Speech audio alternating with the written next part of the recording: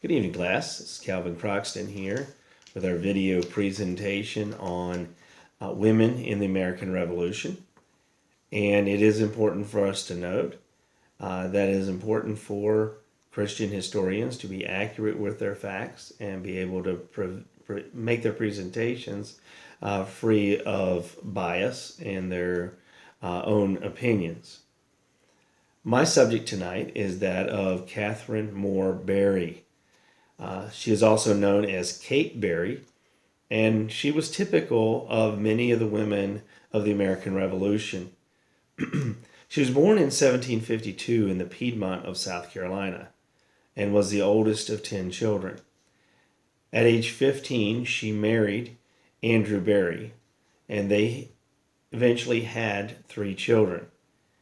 Andrew joined the Continental Army when the war started and was made a captain and eventually a commanding officer. The plantation where Kate and Andrew lived is now a historical site known as Walnut Grove Plantation. Kate was known to accompany Andrew into battle and worked as a spy and a messenger.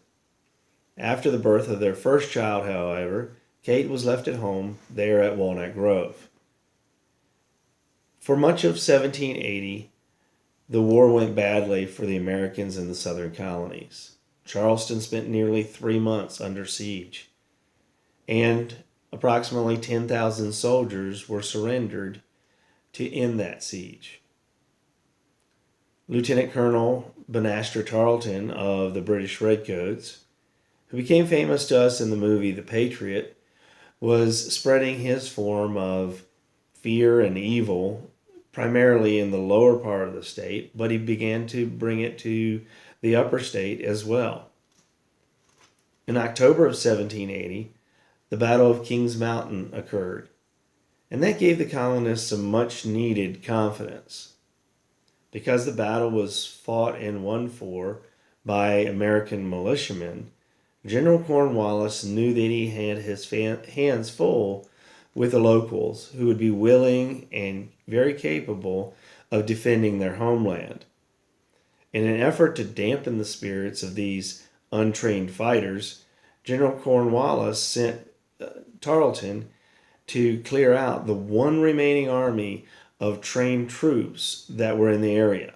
These troops were under the command of General Nathaniel Morgan. They were located in the upstate of South Carolina, and one of the members of that army was Kate Barry's husband, Andrew. Had Morgan and his men, including her husband, been unprepared for Tarleton's speedy attack, they may have been wiped out, and the war may have ended much differently. Here's where Kate Barry stepped up. When she found out that Banastre Tarleton and his men were on their way toward Cowpens, not having another means to manage, she apparently tied her toddler to a bedpost, got on her horse, and rode the approximately 17 miles across some Indian trail routes, and was able to warn General Morgan and her husband about the impending attack. As a result, the Americans were victorious at the Battle of Cowpens. The resulting American victory was a major step toward the surrender of General Cornwallis' army at Yorktown the following year. Kate Barry was a prime example of the independent spirit of the colonist. Without the contribution of Kate and women like her, this country would not have become the free and independent country that it is.